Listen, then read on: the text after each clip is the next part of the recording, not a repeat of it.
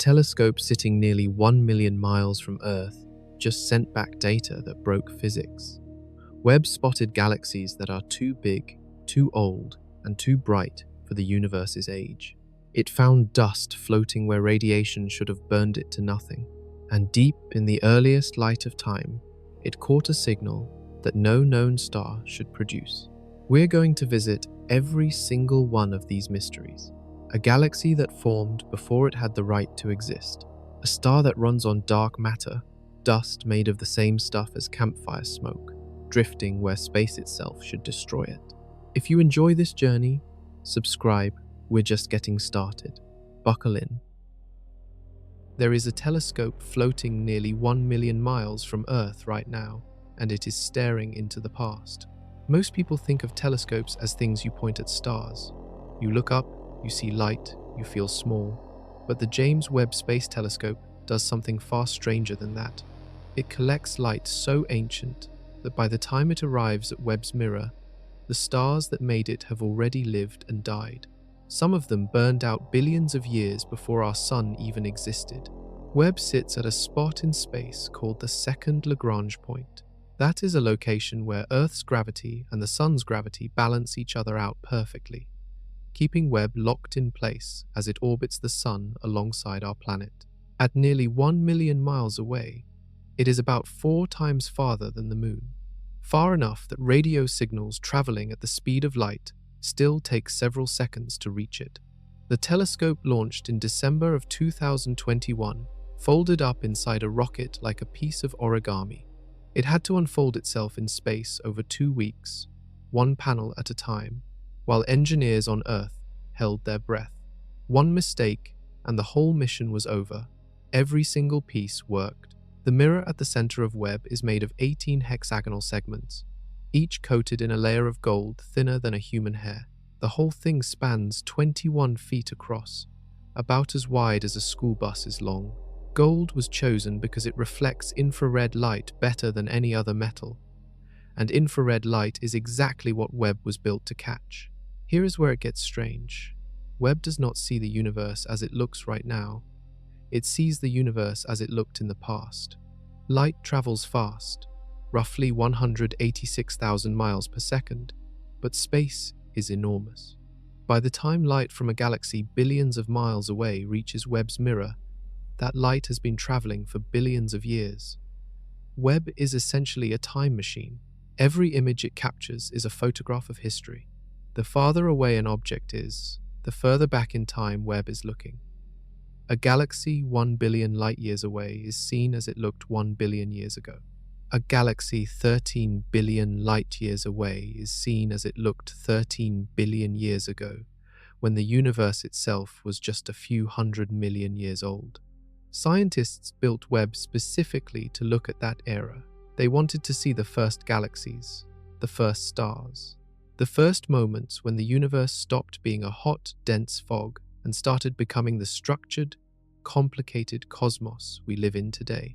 They expected to see small, messy, scattered collections of young stars, rough drafts of galaxies, chaotic and dim. What they actually saw stopped some of them cold. The images came back showing galaxies that looked fully formed, massive, and structured at a point in history when the universe was barely a toddler. The models said those galaxies had no business being there. The data said they were there anyway. Webb had barely started its mission, and it was already handing scientists a problem they could not explain. The first target that truly rattled the field was a galaxy so heavy, so old, and so wrong that astronomers spent months checking their math just to make sure they hadn't made a mistake. They hadn't. Every beam of light carries a timestamp. That sounds simple, but the consequences are staggering. When you look at the sun, you're seeing it as it was about 8 minutes ago, because that's how long its light took to reach you. When you look at the nearest star beyond our solar system, you're seeing it as it was about 4 years ago. When astronomers pointed Webb at the deepest, most distant corners of the universe, they were looking at objects as they existed nearly 13.5 billion years ago. The universe itself is about 13.8 billion years old. Webb is capturing light from when the cosmos was barely a few 100 million years into its existence. A newborn, cosmically speaking. To understand why this matters, picture the universe as a growing city. Right after it was founded, the city only had dirt roads and wooden shacks. Slowly, over centuries, roads got paved, buildings went up, neighborhoods formed. Eventually, you get skyscrapers. The standard model of cosmology works exactly like that. Galaxies were supposed to start small, like shacks, and slowly merge and grow over billions of years into the massive structures we see today. Webb's job was to photograph those early shacks.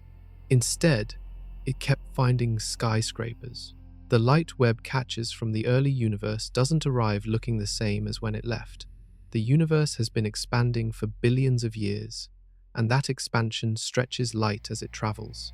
Visible light, the kind human eyes can see, gets stretched into infrared wavelengths by the time it reaches us from far enough away. Infrared light is invisible to human eyes. It sits just below what we can detect, like a sound pitched too low to hear. Webb was engineered to see exactly this: stretched, shifted light. Its sensors are tuned to infrared. This is why Webb can see ancient galaxies that older telescopes completely missed. Those galaxies were invisible to instruments not built for infrared. Webb opened a new window and found a universe full of things no one had seen before. The way scientists measure how far back in time they're looking is called redshift. When a galaxy's light stretches during its journey to us, it shifts toward the red end of the color spectrum. A higher redshift means the light has traveled farther and longer. A galaxy at redshift 2 is seen from about 3 billion years after the Big Bang. A galaxy at redshift 10 is seen from just a few 100 million years after. The higher the number, the deeper into the past. One of the objects Webb found sits at a redshift of 14.32. Scientists call it JADES GSZ140. We'll get to that object in detail later, because what Webb found inside it nearly broke the conversation at the conference where it was announced. For now, understand what Webb is doing. Every second it collects data, it is reading messages sent from the earliest chapter of the universe, light that left its source before our solar system existed, before Earth existed, before anything alive had ever drawn a breath anywhere in the cosmos. And those messages are saying something unexpected. The early universe looks wrong. It looks too structured, too massive, too developed for its age. And one galaxy, found sitting in a region of space where it had no right to exist, started the whole crisis. That galaxy is next. July of 2022, a conference room packed with scientists. NASA had selected the first images captured by Webb to share with the world. The moment carried years of wait. Webb had been in development since the 1990s. It had cost $10 billion. It had nearly been cancelled multiple times. Engineers had worried about every single one of the 344 individual mechanisms that had to work perfectly during deployment. All 344 had worked. Now the science was about to begin. The first image showed a region of sky so small that held at arm's length, it would be covered by a grain of sand. Inside that grain of sand-sized patch of sky, Webb captured thousands of galaxies. Thousands. All of them sharp, detailed, vivid. Galaxies that had never been seen before because no telescope had ever been powerful enough to find them. The room was emotional. Scientists who had spent their careers waiting for this moment watched the screen and some of them cried.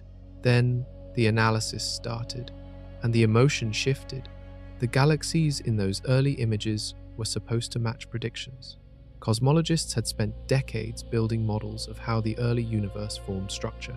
They had run supercomputer simulations the size of stadium-scale calculations, modeling how dark matter pulled gas together, how gas collapsed into stars, how stars clustered into galaxies. The models were tested, peer-reviewed, and widely accepted. Webb's first images disagreed with them. The galaxies were too bright, too massive, too many of them. Scientist Garth Illingworth, who had helped design the research program for Webb, described the early results as running into something that did not belong. The number of large, bright galaxies in the early universe was higher than the models predicted, significantly higher. One team ran the numbers on a handful of candidate galaxies and found masses so extreme that, if confirmed, they would require the universe to have been forming stars at a rate several times faster than any model allowed. And the confirmations kept coming. Other telescopes had hinted at this problem before. The original Hubble Space Telescope had caught glimpses of surprisingly large early structures, but the hints were easy to dismiss as measurement uncertainty. Webb made dismissal impossible. Its resolution was too sharp, its data too clean. Scientists began asking out loud, is the standard model of cosmic evolution wrong? Some pushed back immediately. They argued the galaxies only looked massive because of unusual bursts of star formation. Others said the brightness measurements might be thrown off by dust or gravitational effects. The debate erupted fast, spread across journals and conferences, and within months had split cosmologists into competing camps. Meanwhile, Webb kept collecting data, and one object in particular landed with the force of a dropped anchor. A galaxy so enormous, so fully formed, found at a moment in cosmic history when the building blocks for it should have still been scattered across unstructured space. Scientists checked the data 3 times. Then they published it anyway, because the math was solid. That galaxy is about to make everything you assumed about the early universe feel shaky. Picture a skyscraper standing in a field where the concrete was poured last week. That is roughly the situation astronomers found when they confirmed the mass of a galaxy catalogued as ZFUDS 7329. We'll call it the Impossible Galaxy, because that is essentially what scientists started calling it once the numbers cleared review. Webb observed this galaxy as it existed 11.5 billion years ago. That already puts it deep in the early universe. But the stars inside it tell an older story. When scientists analyzed the light from those stars, they found the chemical fingerprints of stellar populations that had already aged significantly. The stars weren't young and hot, they were mature. Working backward from that aging signature, the team calculated that those stars had formed roughly 1.5 billion years before the moment Webb was observing them. That pushes the galaxy's formation back to about 13 billion years ago, when the universe was only around 800 million years old. At that age, the universe should have been far too young and far too sparse to build something this size. The galaxy contains roughly as many stars as the current Milky Way, possibly more. Our Milky Way took billions of years to accumulate that mass, slowly pulling in smaller galaxies over cosmic time. ZFUDS 7329 appears to have assembled the same scale of structure in a fraction of the time, during an era when the raw ingredients for galaxy building were far less concentrated. The team that published this result, based at the University of Melbourne, described it plainly. The galaxy should not exist under the standard model. The universe simply had not had enough time at that point to grow that much mass in one place. Part of the reason this matters so deeply comes down to something called dark matter scaffolding. Galaxies don't just form from gas floating around freely. They need gravitational anchors. Dark matter, the invisible substance making up most of the universe's mass, clumps together first and creates a scaffold that visible gas can fall into. Stars form in the gas, and a galaxy is born. For a galaxy as massive as ZFUDS 7329 to exist at that age, dark matter would have needed to clump into a structure massive enough to anchor it far earlier than models allow. The timeline breaks down at every step. Scientists immediately proposed alternatives. Could the mass estimates be wrong? Could gravitational lensing, where a closer object bends light from something behind it, be distorting the view and making the galaxy appear bigger than it is? Could the stellar age readings be off due to unusual chemical compositions? Each alternative got tested. Each one fell short of explaining the full picture. The galaxy remained an outlier that no current model comfortably absorbed. And here's where it gets stranger. ZFUDS 7329 turned out to be one of several massive early galaxies Webb found in its first 2 years. The impossible galaxy wasn't a fluke, it was a pattern that pointed towards something deeply wrong with the timeline of cosmic evolution, or towards something deeply wrong with what we think dark matter does in the early universe. Either answer would shake the foundations of modern astrophysics. And the story of how galaxies build their stars fast enough to cause this problem is even more extreme than the galaxy itself. Galaxies are supposed to take their time. The standard picture works like this. Dark matter pulls gas inward. The gas slowly cools and collapses. Stars ignite one cluster at a time, and over billions of years, a galaxy grows. It is a slow, gradual, almost gentle process compared to the timescales involved.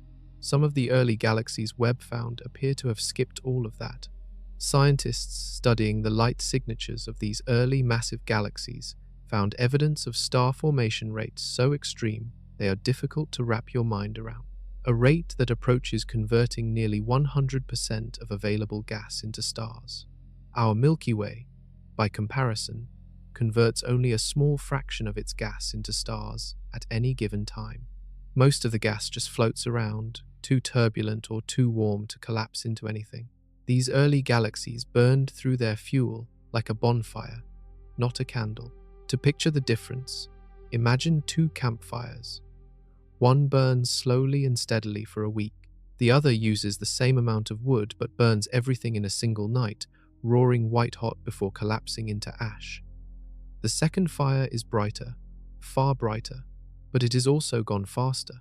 Scientists believe some early galaxies might have done exactly this. Star formation so intense, so rapid, that the galaxies exhausted their gas supply and stopped forming new stars entirely. By the time Webb sees them, billions of years later, these galaxies are already dead. Their stars have aged. Their gas is gone. They went from newborn to elderly in what is, cosmically speaking, a blink. This extreme efficiency in converting gas to stars has no confirmed explanation yet. Under standard physics, radiation and stellar winds from newly formed stars push gas outward and slow down further star formation. It is a self-regulating process. Something in these early galaxies appears to have overwhelmed that regulation. The brakes failed, and the engine ran at full power until the fuel ran out. Some researchers have proposed that these galaxies simply had an unusually dense supply of gas and an unusually compact structure. The gas was packed so tightly that even the radiation from new stars couldn't push it away fast enough to stop the next generation of stars from forming. Others think the answer involves dark matter behaving differently in the early universe than it does today. If dark matter in the early cosmos was somehow more concentrated, or if its gravitational effects worked differently at smaller scales, it could have driven gas inward faster and triggered runaway star formation. Neither idea has been confirmed. Both are being tested. What is confirmed is the outcome.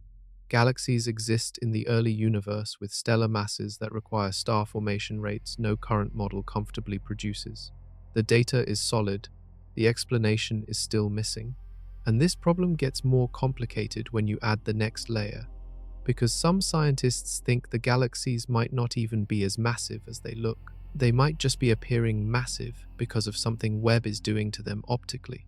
That idea sounds like a relief, but the closer you look at it, the more it falls apart too.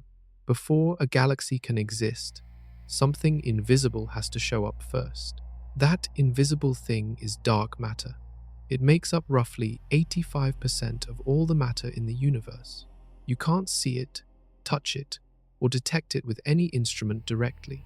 Scientists only know it exists because of the gravitational effects it leaves behind, the way it bends light, pulls galaxies into clusters, and shapes the large-scale structure of the cosmos. Here is how galaxy formation is supposed to work. After the Big Bang, dark matter begins clumping together under its own gravity. Over hundreds of millions of years, it forms massive structures called halos. These halos act like gravitational bowls. Normal matter, mostly hydrogen gas, falls into the bowls. The gas cools. It collapses. Stars form. A galaxy is born inside the halo. The size of the galaxy is limited by the size of the halo. A small halo produces a small galaxy. A large halo produces a large galaxy. And large halos take a long time to grow because they form through the gradual merging of smaller halos. You can't rush the process. Gravity doesn't have a fast-forward button. This is exactly why ZFUDS 7329 created such a headache. For a galaxy that massive to exist at that point in cosmic history, the dark matter halo supporting it would have had to reach an enormous size far earlier than models allow. The simulations say halos that large simply did not exist yet. The universe was too young. The small halos hadn't had enough time to merge into something big enough. Picture it like building a skyscraper. Before the tower goes up, you need the foundation. Before the foundation, you need the land cleared and the concrete mixed. Every step has a minimum time requirement. You cannot pour concrete that cures in seconds. You cannot build a skyscraper in a day. The physics of construction set a floor on how fast the job goes. Dark matter halo formation has a similar flaw, and the galaxy Webb found violated it. Some researchers have proposed that certain rare peaks in the early density of the universe might allow halos to grow faster than average models predict. These regions, where matter was slightly more concentrated right after the Big Bang, could have produced unusually large halos ahead of schedule. This explanation works mathematically in some cases, but it requires conditions at the edge of what the standard model permits, and it cannot explain all of the massive early galaxies Webb has found. Too many outliers exist for all of them to sit at the tip of a statistical bell curve. The dark matter scaffold problem runs through nearly every mystery Webb has uncovered, because what dark matter does in the early universe controls almost everything that follows. Get dark matter wrong, and the entire history of cosmic structure formation unravels. Scientists are now openly asking whether dark matter behaves differently at early cosmic times than the standard model assumes. And one group of scientists has taken that question even further. They're asking whether dark matter itself might be the fuel source for an entirely different kind of star, one that has never been directly observed, and one whose existence would rewrite stellar physics from the ground up. That object is stranger than anything else Webb has pointed at. The numbers coming out of some early galaxies are physically uncomfortable. Standard star formation is inefficient. Most of the gas in a galaxy never becomes a star. It circulates, heats up, gets pushed around by radiation and explosions from existing stars, and slowly disperses.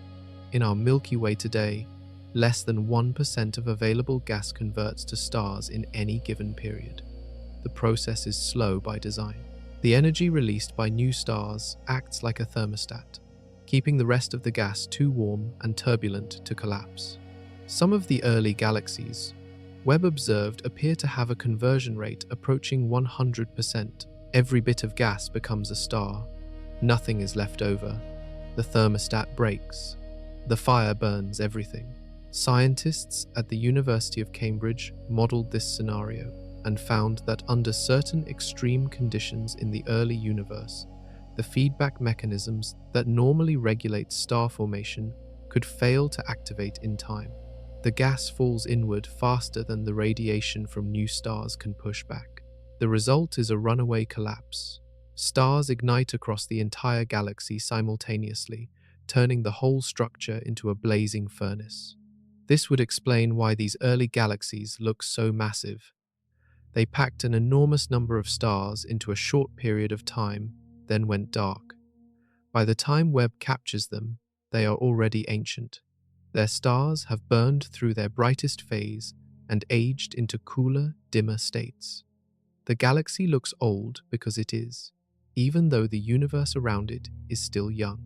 This idea is called a bursty star formation episode. Scientists have found indirect evidence for burst modes in some closer, better studied galaxies. But the scale proposed for these early massive galaxies is far beyond anything previously documented. And here is the part that makes this uncomfortable for the standard model. If galaxies can reach 100% star formation efficiency, even briefly, every cosmological simulation ever run needs to be updated. Those simulations all assume the feedback thermostat works. Adjust that assumption, and the predictions of how many massive early galaxies should exist changes dramatically. Some scientists think this resolves the problem entirely. They argue that all the massive early galaxies Webb found can be explained by burst episodes, and that once the models incorporate bursty behavior, the observations fit. Others disagree. They point out that the burst explanation requires those episodes to happen at exactly the right time, in exactly the right conditions, across a surprisingly large number of galaxies. That many coincidences starts to feel like a pattern with a different cause, and there is a separate problem entirely. Even if the burst model explains the mass, it does not explain the structure. These early galaxies look organized. They have shapes, some have disk-like forms. A galaxy that burns all its gas in a catastrophic burst and then goes dark should be a chaotic mess of stars with no coherent structure. Several of Webb's early massive galaxies look remarkably well organized for their age. Something about the whole picture still doesn't fit. And the next idea scientists tried, the brightness illusion theory, sounds elegant at first glance, but it carries its own serious problems. A flashlight aimed directly at your eyes looks blinding. The same flashlight pointed sideways looks dim. Same light, different perception. Some cosmologists propose that the early massive galaxies Webb found might be playing a similar trick. They look enormous because they are temporarily blazing with unusual brightness, not because they actually contain the mass that brightness implies. If true, the standard model survives. The galaxies are normal. Webb's instruments are fine. The crisis disappears. This is called the brightness illusion theory, and it is one of the most seriously debated ideas in cosmology right now. Here is how it works. During a burst of rapid star formation, a galaxy briefly shines many times brighter than its actual mass would normally predict. Astronomers estimate the mass of distant galaxies by measuring their light output and working backward using a known relationship between brightness and mass. If that relationship breaks down during a burst, the mass estimate becomes wildly inflated. A galaxy forming stars at a feverish rate for just a few tens of millions of years could shine bright enough to look as massive as a galaxy 10 times its actual size. To Webb's instruments, it registers as an impossibly large object. In reality, it is a smaller galaxy briefly burning white-hot. Supercomputer simulations run by teams at several universities support this idea in principle. The simulations produce burst events in early galaxies that make them temporarily appear far more massive than they are. And the timing of when Webb is observing these galaxies, catching them during or shortly after a burst, would make it more likely to see them at their peak brightness. This explanation is genuinely compelling. It doesn't require any new physics. It doesn't break the standard model. It just says we are catching galaxies at their most photogenic moment. There is one significant problem with it. Multiple teams have attempted to confirm the burst hypothesis by looking for signatures of a recent explosive star formation event inside these galaxies. When a galaxy goes through a burst and then stops, it leaves specific chemical traces. The population of stars ages in a predictable way, and certain wavelengths of light fade at known rates. You can read the afterburn the way you read the ash in a fireplace. For several of the most extreme early galaxies, those afterburn signatures suggest the star formation episode ended too long ago. The galaxies already look old at the moment Webb captures them, meaning they finished their burst and had time to age before Webb ever aimed its mirror at them. The burst happened even earlier than the moment of observation, which pushes the formation timeline back further, making the problem worse. The brightness illusions solve some cases. Scientists who study these galaxies acknowledge that a portion of the early massive galaxy population probably does consist of smaller galaxies caught mid-burst. But the most extreme objects remain outliers that burst events alone cannot account for. Two camps have formed. One believes burst events and improved simulations will eventually explain everything Webb found. The other believes Webb has found genuine evidence that cosmic structure in the early universe formed faster and more efficiently than any current model allows. Both camps are still collecting data, and while this debate plays out, Webb quietly handed scientists another problem, one that has nothing to do with galaxy mass and everything to do with the speed of the universe itself. Every physicist on Earth agrees on this much. The universe is expanding. Edwin Hubble confirmed it in 1929. Galaxies are moving away from each other. The farther away a galaxy is, the faster it appears to recede. The universe is not just big, it is getting bigger. What scientists measure is how fast. That number, called the Hubble constant, tells you how quickly space itself is stretching. And for decades, measuring it precisely was one of the great goals of modern astronomy. Two methods exist for measuring this constant, and they have produced two different answers. Not slightly different, significantly different. Different enough that at least one of the measurements has to be wrong, or something is missing from our understanding of the universe. The first method looks at the ancient universe. Scientists analyze the faint afterglow of the Big Bang, called the cosmic microwave background, and use that data to calculate how fast expansion should be happening today. This method produces a slower rate, about 42 miles per second per megaparsec. A megaparsec is a unit of cosmic distance, equal to about 3.3 million light years. The second method looks at the nearby modern universe. Scientists find objects with known brightness, called standard candles, and use them to measure distances and speeds directly. This method consistently produces a faster rate, about 46 miles per second per megaparsec. Those two numbers refuse to agree. Scientists call this the Hubble tension. For years, the skeptics argued the discrepancy came from measurement errors. The tools were imprecise. The samples were too small. As instruments improved, the two measurements would converge and the tension would dissolve. Webb tested that assumption directly. Its mirror is so precise and its infrared capabilities so sharp that it could measure the standard candles used in the second method with far greater accuracy than anything before it. Specifically, it studied a class of stars called Cepheid variables, which pulsate in brightness like a slow cosmic heartbeat. The rate of that pulsation is directly tied to the star's true brightness, making Cepheids one of the most reliable distance measuring tools in astronomy. Webb observed Cepheid variable stars across 5 host galaxies and produced measurements more precise than any previous study. The result confirmed the faster expansion rate. The discrepancy did not shrink. It held firm. That confirmation landed hard. The measurement error explanation was the safe exit from the Hubble tension. Webb closed that exit, which means one of the following has to be true. The ancient universe measurement is missing something, or the modern universe measurement is missing something, or the standard model of cosmology, which connects the two eras mathematically, is incomplete. Some physicists have started proposing that a new type of particle or force existed in the early universe and changed the expansion rate in ways the current model doesn't account for.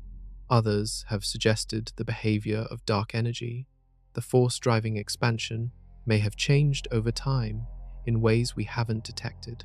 None of these ideas have been confirmed. All of them remain theories. What has been confirmed is that the tension is real, the gap is real, and Webb made it undeniable. And then, deep in the data from the most distant galaxy ever confirmed, Webb found something that had nothing to do with expansion rates at all. A signal at a specific wavelength that the standard model of stellar physics cannot produce. 13.8 billion years. That is the age of the universe. The galaxy called JADES Z140 formed just 290 million years after the Big Bang. At that moment, the universe was about 2% of its current age. The cosmos had barely begun.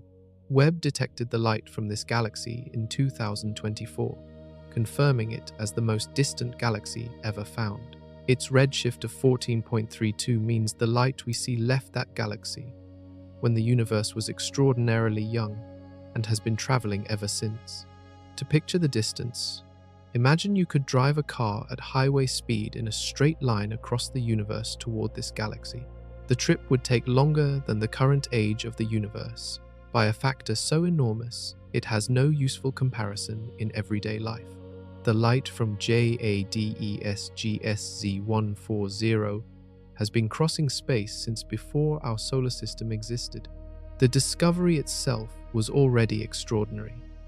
Confirming the record-holding redshift required multiple instruments and cross-checks, because false positives at extreme distances have fooled astronomers before.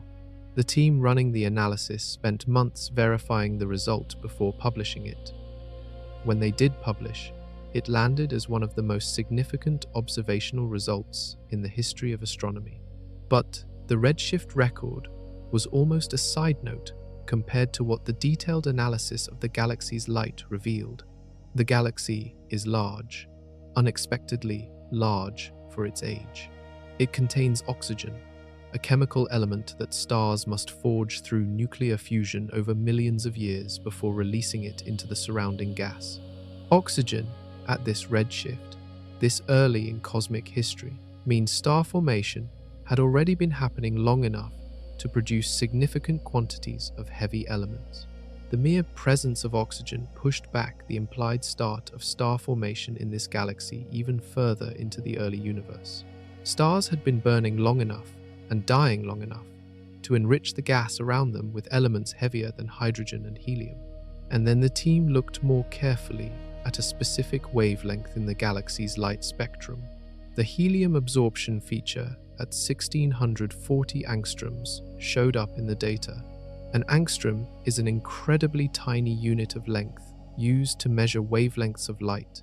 The feature itself is a marker of a specific type of ionized helium, and at this extreme redshift, under the conditions expected for an early universe galaxy, that particular marker should look different. It didn't look different. It looked like something else. Something the team had no straightforward conventional explanation for. The data was clean, the signal was real, and it pointed, tentatively but unmistakably, toward a class of object that exists so far only in theoretical models. An object powered by something other than nuclear fusion. Inside every star, the same process runs. Hydrogen atoms are crushed together under enormous gravity and heat until they merge and form helium. That fusion releases energy. That energy is the light and heat that pours out of the star.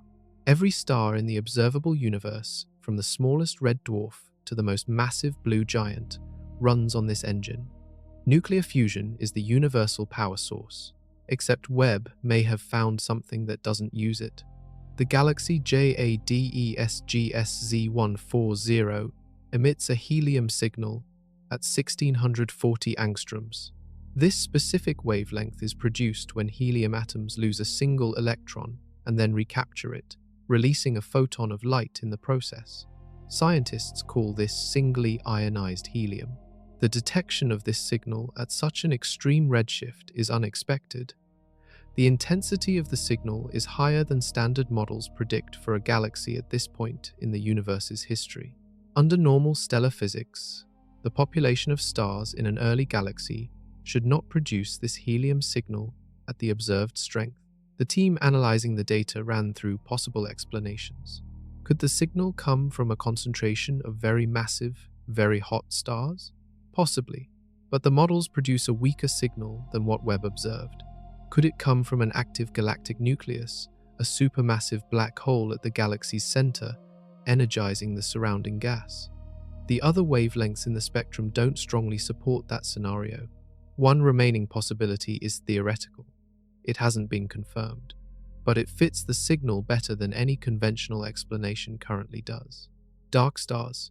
A dark star is a theoretical object powered by dark matter annihilation.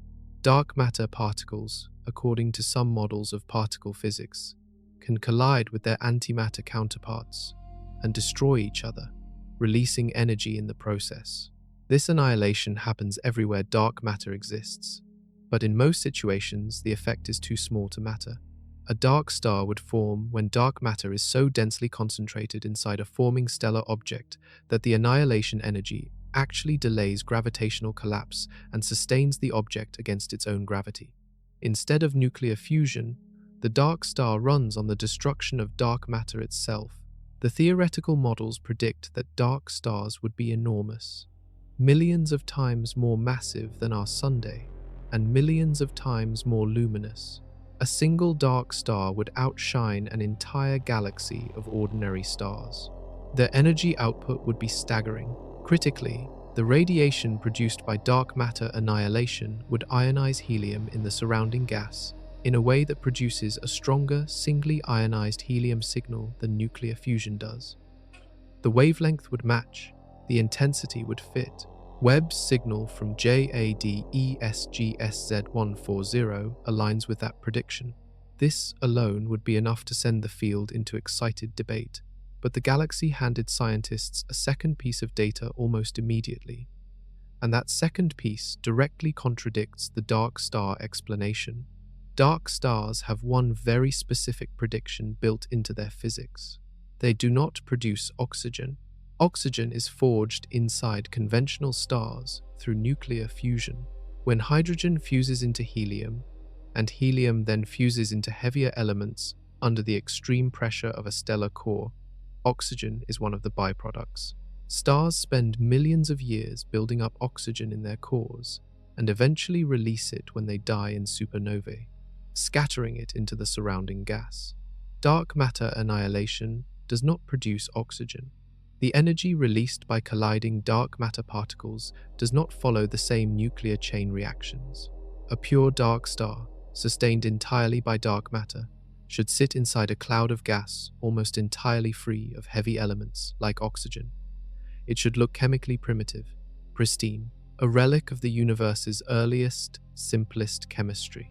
JADESGSZ140 contains detectable oxygen. Astronomers using the Atacama Large Millimeter Array, a ground-based telescope in the Chilean desert consisting of 66 individual radio dishes working together, detected oxygen emission lines coming from the exact same coordinates as the galaxy Webb was studying. The two detections were confirmed independently and matched. The oxygen signal is real, and it creates a direct contradiction. A dark star cannot explain both signals at once. The helium ionization pattern points toward dark matter annihilation. The oxygen presence points toward conventional nuclear fusion having taken place. You cannot have both happening in the same object under the same conditions. Scientists faced three possible conclusions. Either the galaxy contains a dark star alongside a population of conventional stars, and the conventional stars produce the oxygen, while the dark star produced the anomalous helium signal. Or the helium signal comes from some exotic population of conventional stars that scientists haven't correctly modeled for these conditions. Or the data is being interpreted incorrectly, and the object is something else entirely. None of these explanations is satisfying. None of them ties the data together cleanly. The first option, a dark star coexisting with conventional stars, is theoretically possible, but it requires the dark star to be luminous enough to dominate the helium signal while the surrounding conventional stars remain bright enough to produce detectable oxygen emission. Modeling that scenario precisely is an open research problem. The second option requires stellar physics at extreme redshift to behave differently enough from nearby examples to produce a false match with the dark star prediction. Possible, but not demonstrated. The third option is always available in science. Data gets reinterpreted. But the measurements were made carefully, with two of the most powerful instruments humanity has built, and multiple teams have checked them. JADESGSZ140 remains unclassified, an object at the edge of the observable universe that no current model fully describes. And while astronomers argued about what is happening inside that one galaxy, Webb had already found something equally strange in a completely different part of its data, something that had nothing to do with stars at all. It had to do with dust. Space is full of dust. Tiny, solid particles made of carbon, silicon, and other elements, float through galaxies in enormous clouds. This dust blocks and absorbs starlight. It coats the surfaces of forming planets, and it acts as a platform where simple molecules can stick together and form more complex chemicals. In many ways, cosmic dust is one of the building blocks of everything that came after the Big Bang, but dust is also fragile. Outside a galaxy's main disk, in the halo region where gas becomes sparse, and the galaxy's central radiation field fades into something harsher and more chaotic, dust grains tend to fall apart. Ultraviolet radiation from hot stars tears through dust clouds. High-energy particles called cosmic rays break molecular bonds. The conditions in galactic halos are hostile enough that complex dust molecules simply do not survive there for long. They get shredded. Webb found complex dust molecules surviving 114,000 light-years from the center of a distant galaxy. For context, the entire Milky Way stretches roughly 100,000 light-years across from edge to edge. The dust Webb found is floating at a distance greater than our own galaxy's full diameter, measured from a different galaxy's center, that is deep into what should be dead space. The molecules Webb detected are called polycyclic aromatic hydrocarbons. The name sounds technical, but the substance is familiar. These molecules are the same compounds found in charcoal and soot. Light a campfire, let the smoke drift into the cold air, and you are releasing polycyclic aromatic hydrocarbons. They are the chemical signature of combustion. They coat surfaces in a dark, carbon-rich layer. In space, they coat cosmic dust grains. They make the dust detectable in infrared, which is exactly how Webb found them. The telescope picked up their specific glow, faint as a dying ember, drifting far outside the boundary where they had any right to exist. The question that immediately followed the discovery was simple. How? How did these molecules survive the journey from the galaxy's star-forming regions, where they form, to a point 114,000 light-years away? The radiation environment they had to cross would be lethal to most organic chemistry. Ultraviolet light from the galaxy's active star-forming core would bombard them continuously. Even if they somehow made it to the halo region, the conditions there are harsh enough to continue breaking them down.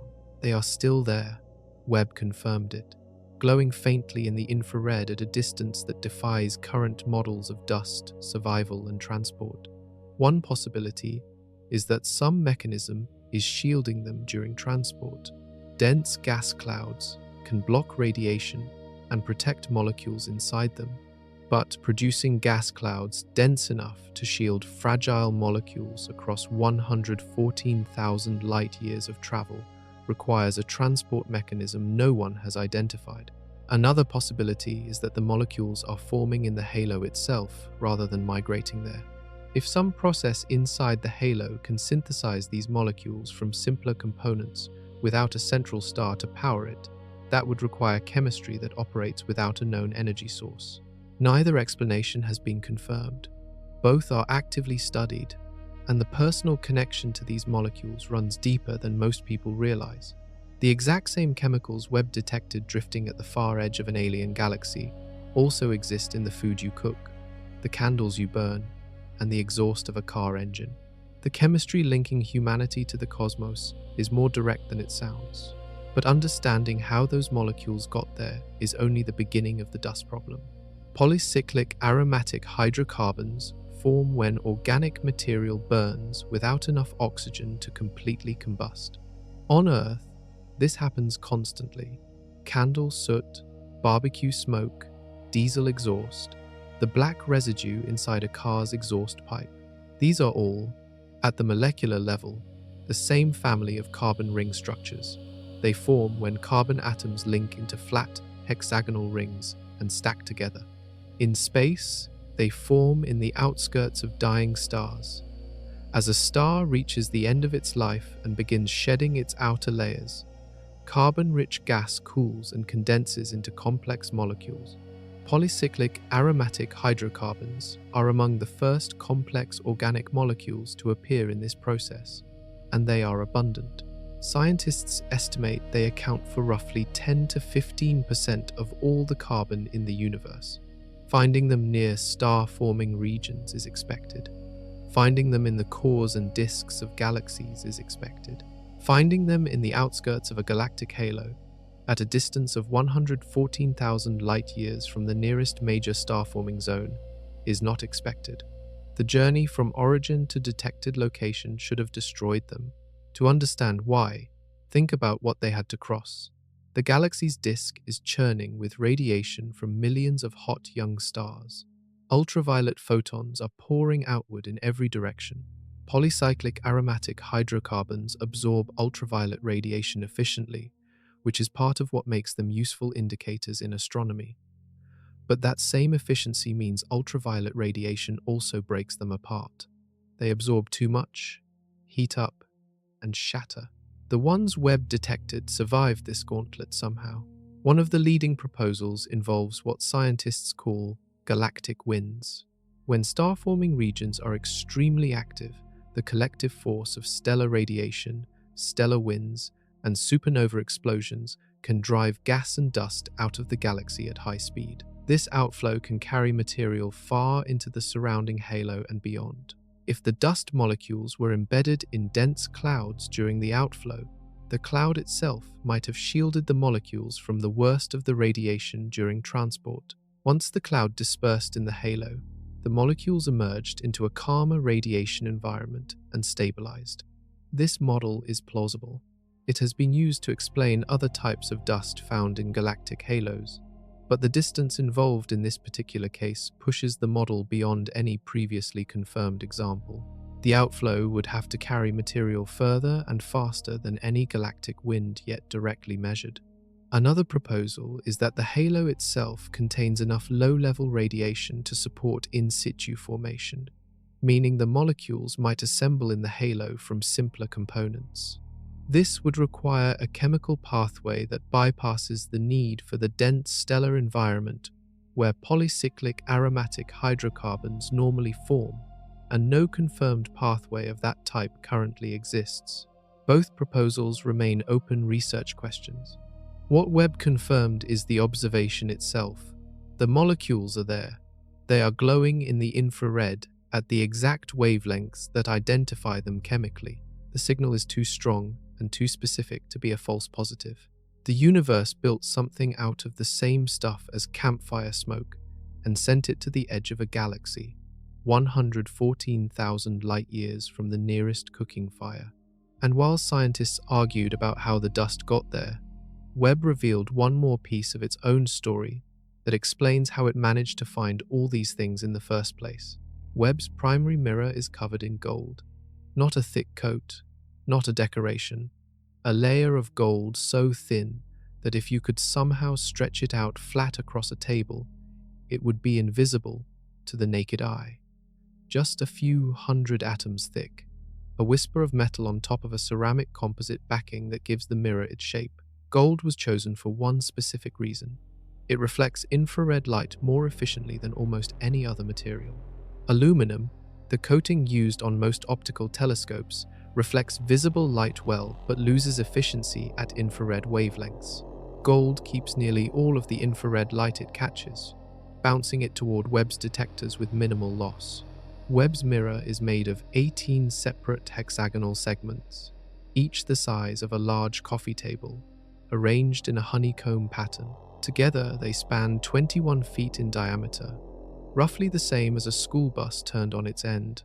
Each segment was polished to a precision measured in nanometers, fractions of a millionth of an inch, to ensure the reflected light combines correctly at the focal point where the detectors sit.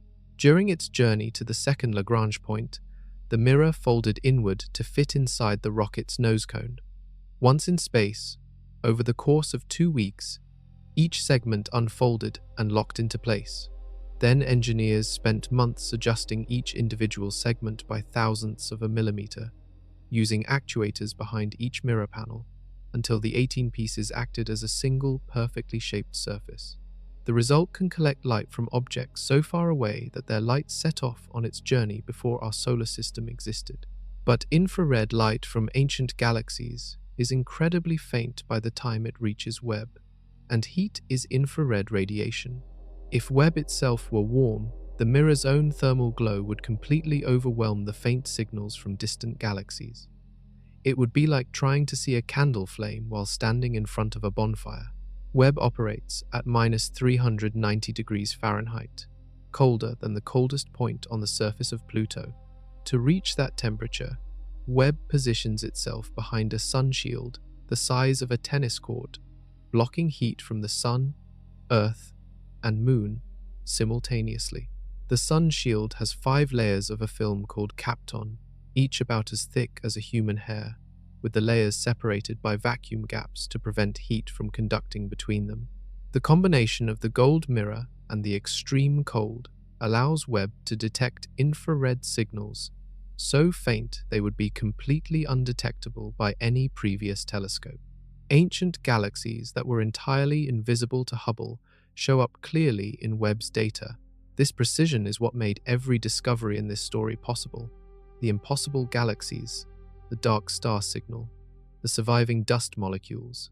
Webb found all of them because it was designed to catch the faintest possible light from the farthest possible distances at temperatures that would freeze anything biological solid in seconds.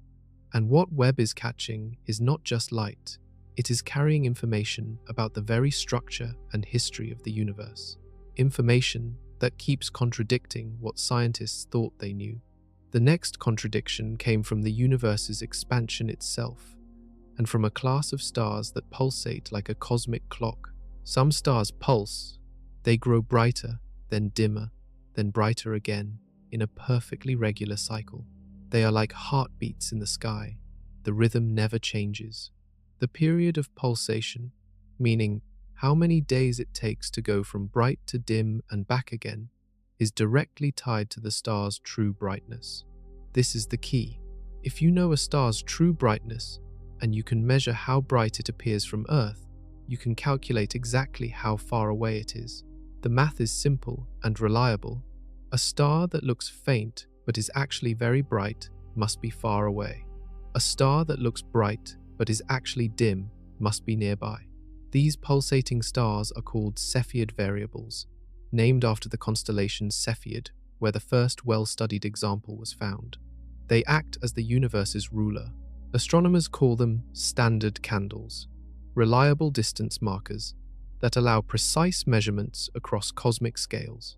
Henrietta Swan-Leavitt discovered the relationship between Cepheid pulsation periods and true brightness in 1912 while working at the Harvard Observatory. Her discovery made it possible to measure distances to other galaxies for the first time in history. Edwin Hubble used Cepheid variables to prove that the Andromeda Galaxy was a separate galaxy entirely, far beyond the boundaries of the Milky Way. The entire modern understanding of cosmic scale rests partly on Leavitt's work. Webb used Cepheid variables to tackle the Hubble tension. The plan was straightforward. Take the most precise measurements of Cepheid distances ever made, use those to calibrate the expansion rate of the nearby universe, and see whether the number converged with the slower rate inferred from the ancient cosmic microwave background. Webb studied Cepheids in 5 galaxies, with enough precision to eliminate most of the known sources of measurement uncertainty. Previous Cepheid studies, including many done with the Hubble Space Telescope, were complicated by crowding, which is when nearby stars in a densely packed region blur together and make individual Cepheid measurements less reliable. Webb's infrared vision cuts through this crowding better than any previous instrument, separating individual stars that older telescopes couldn't resolve. The result was definitive. The local expansion rate came out at approximately 46 miles per second per megaparsec. The ancient universe measurement remained at approximately 42 miles per second per megaparsec. The gap did not close. The Hubble tension survived Webb's most precise attack on it. That result matters enormously, because it means the discrepancy between the two measurements is real and cannot be explained away by imprecise tools. Something in our understanding of the universe connects those two eras incorrectly. The model that bridges the early universe and the modern universe is missing something. What that something is remains unknown.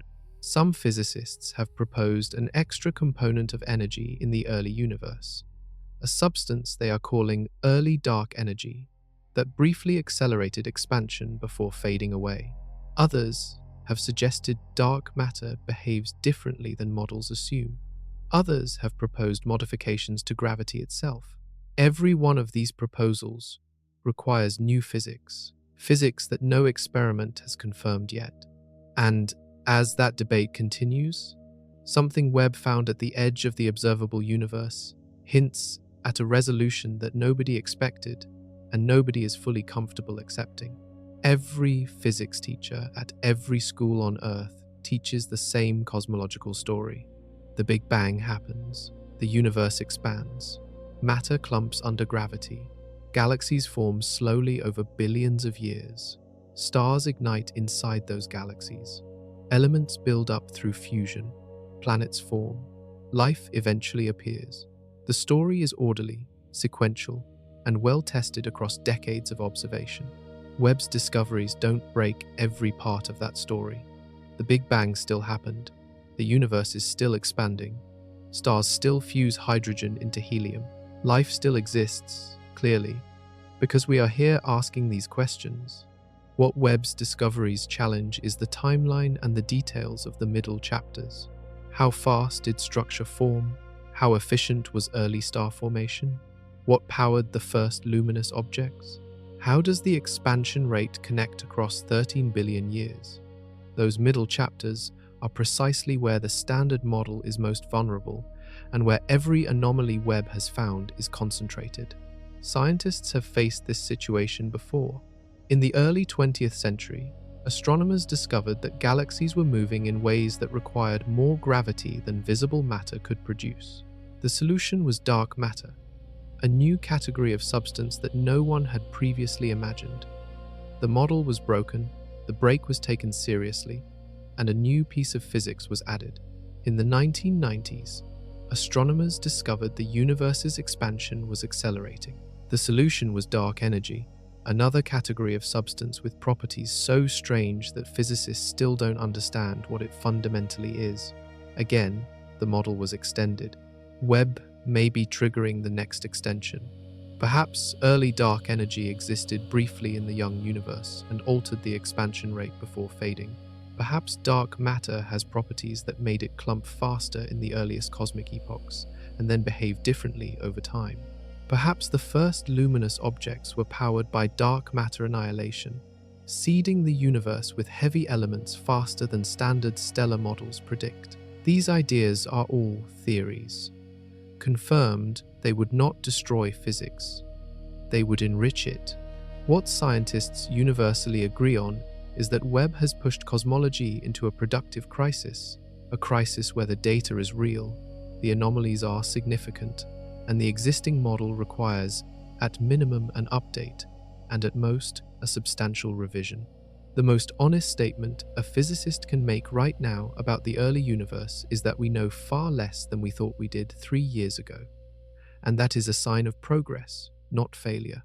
Every mystery Webb has revealed, the impossible galaxies, the Hubble tension, the dark star signal, the surviving dust molecules, carries the same underlying message. The universe formed structure earlier, faster, and more strangely than the best models predicted. The story of how everything began is more complicated and more interesting than anyone had written it, and the discoveries are still coming. Before Webb stunned anyone with where it found dust, scientists needed to understand what cosmic dust actually is. The word dust sounds ordinary. The stuff on your bookshelf, the grey film on a forgotten table, boring, harmless, easily wiped away. Cosmic dust is something else entirely. It is made of tiny solid particles, most smaller than the width of a human hair, floating through interstellar space in enormous clouds that span hundreds of light years. The particles themselves are made of carbon, silicon, iron, and other elements forged inside stars over millions of years. When stars die, they release these elements into the surrounding gas, and under the right conditions, the elements condense into solid grains. These grains are not inert, they are chemically active surfaces where molecules can form. Hydrogen atoms land on a dust grain, meet other hydrogen atoms, and bond together into molecular hydrogen, the most common molecule in the universe. Water, ammonia, and other simple chemicals form the same way, sticking to grains and building up into icy mantles over thousands of years. Without cosmic dust, the chemistry of the universe would be fundamentally simpler.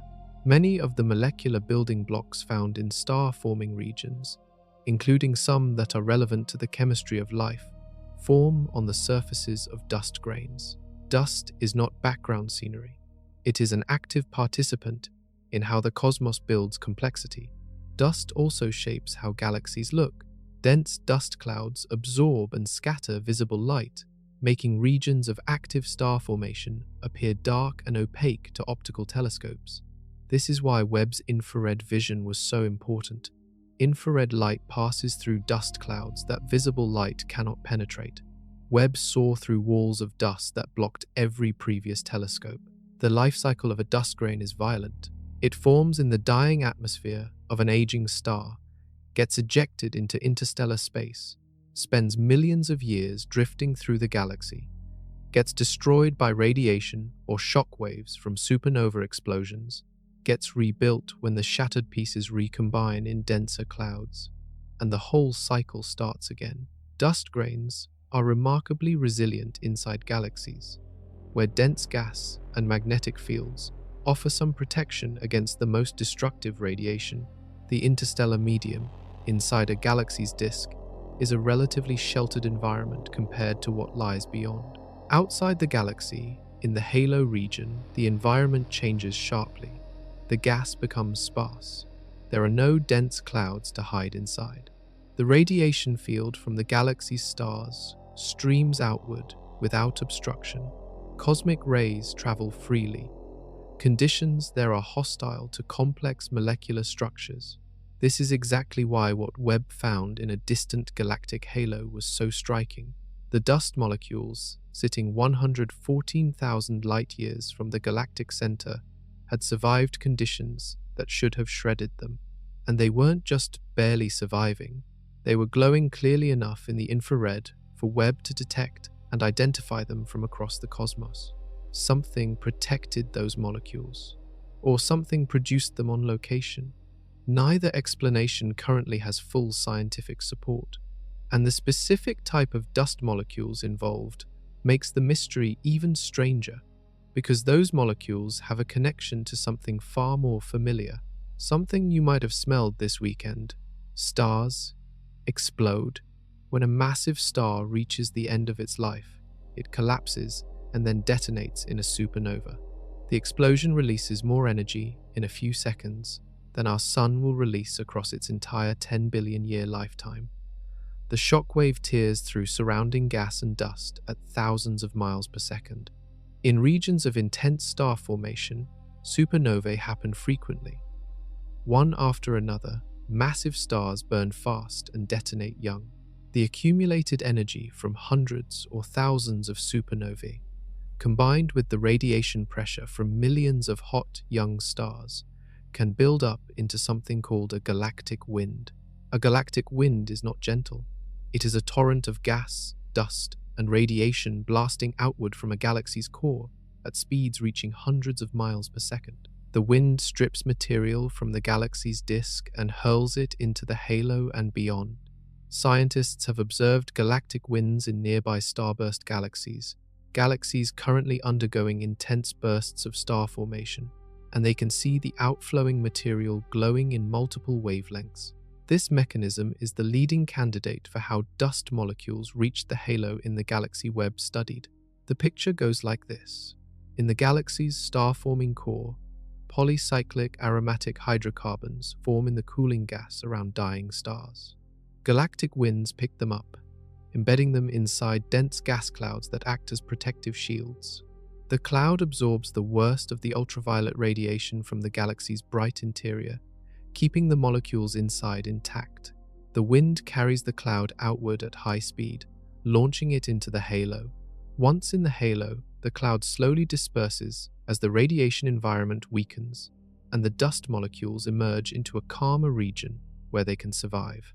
This model works for some observed cases of halo dust, but the distance in Webb's detection stretches it beyond any confirmed example. 114,000 light-years is further than any galactic wind has been measured to carry material in a directly confirmed observation. The wind would have to be extraordinarily powerful, and the shielding clouds would have to hold together across a journey far longer than typical examples suggest. Some researchers have proposed that the galaxy may have experienced a period of extreme activity in its past, a powerful burst of star formation and accompanying galactic wind that ejected material far into the surrounding space. By the time Webb observed the galaxy, the burst had ended, but the dust it launched was still drifting outward. This is plausible. It is consistent with what Webb observes about burst star formation in early galaxies. A galaxy that converts nearly all of its gas into stars rapidly would also generate a proportionally violent galactic wind. But there is a timing problem. Even at high speeds, getting dust molecules 114,000 light-years from the galactic center takes a very long time. The molecules have to survive not just the launch, but billions of years of travel through the halo. The longer the journey, the more chances for radiation to break them apart. How they survived that journey is still unknown. And the next layer of this dust mystery goes somewhere entirely unexpected, into the chemistry of human prehistory. Every time you light a candle and let the smoke curl upward, you are producing the same family of molecules Webb detected at the edge of a galaxy. Polycyclic aromatic hydrocarbons form wherever carbon burns without enough oxygen to finish the job. Incomplete combustion, scientists call it. The carbon atoms that don't fully oxidize into carbon dioxide instead link together into flat rings, stacking into the sooty, aromatic compounds that give smoke its smell and candles their distinctive scent. The same process happens in space, just at a much larger and slower scale. Carbon-rich gas expelled by aging stars cools as it moves away from the stellar surface. At certain temperatures and pressures, the carbon atoms begin linking into rings rather than remaining as individual atoms or simple molecules. The result is the same ring structures found in campfire soot, now floating through interstellar space in enormous quantities. Scientists estimate that polycyclic aromatic hydrocarbons account for somewhere between 10 and 15% of all carbon atoms in the Milky Way. That is a staggering fraction. Carbon is the fourth most abundant element in the universe, and a significant portion of all that carbon is locked up in these soot-like ring structures, drifting between stars. This connection matters for a reason that goes beyond chemistry. Carbon-based ring structures are close chemical relatives of some of the building blocks of life. The nucleotide bases that encode genetic information in DNA are built on nitrogen-containing ring structures that share deep chemical ancestry with polycyclic aromatic hydrocarbons. Scientists are careful about overstating this connection. Polycyclic aromatic hydrocarbons are not themselves genetic molecules. They do not carry biological information, but they represent a class of complex carbon chemistry that the universe produces naturally in enormous quantities without any biological help. The universe knows how to make complex carbon rings. Life happens to also use complex carbon rings. Whether there is a direct chemical pathway from interstellar soot molecules to the building blocks of life remains an open question. Some researchers think the connection is meaningful and that interstellar chemistry seeded early Earth with precursor molecules that contributed to the origin of life. Others think the chemical gap between soot and genetics is too large to bridge easily. What is confirmed is that the chemistry connecting your last campfire to a galaxy 114,000 light-years away is real and measurable. Webb made that connection visible, and while the dust mystery plays out in scientific journals, The question of how Webb actually managed to see all of this, down to chemistry at cosmic distances, circles back to one of the most extreme engineering achievements in human history: a mirror that had to be perfect, in a cold that would stop a clock. Cold is not optional for Webb, it is survival. Every object warmer than absolute zero emits infrared radiation. Your body emits infrared. A warm rock emits infrared. A cup of coffee emits infrared. The warmer an object is, the more infrared it radiates. Webb's entire mission is to detect infrared light from sources billions of light years away. Those sources are unimaginably faint by the time their light arrives at the telescope. To detect a signal that weak, the telescope itself has to emit as little infrared noise as possible. If Webb's mirror were room temperature, its own glow would completely overwhelm every distant galaxy it pointed at. The science would be impossible. Webb operates at -390 degrees Fahrenheit. For comparison, the surface of Pluto, the coldest well-known object in our solar system, sits at around -375 degrees Fahrenheit on a typical day. Webb is colder. It operates at one of the most extreme temperatures of any human-built machine currently in service. Achieving and maintaining this temperature in space required a sun shield that engineers spent years designing. The shield consists of 5 separate layers of a thin film material called kapton, stretched across a structure the size of a tennis court. Each layer is about as thick as a human hair, and the layers are separated by vacuum gaps. Sunlight hits the outermost layer and gets reflected away. The small amount of heat that does conduct through reaches the second layer, which reflects more away. By the time any residual heat passes through all 5 layers, it has been reduced by a factor of roughly 1 million. The side of Webb facing the sun can reach temperatures above 200 degrees Fahrenheit. The side facing deep space, where the mirror sits, stays near absolute zero. The mirror itself is not actively cooled by a refrigerator or any mechanical system. The cold is maintained passively, purely by the sun shield blocking solar heat and by Webb's position in deep space, far from Earth's warmth. Engineering a system that stays this cold without any moving parts or active cooling mechanisms was one of the hardest problems the Webb team solved.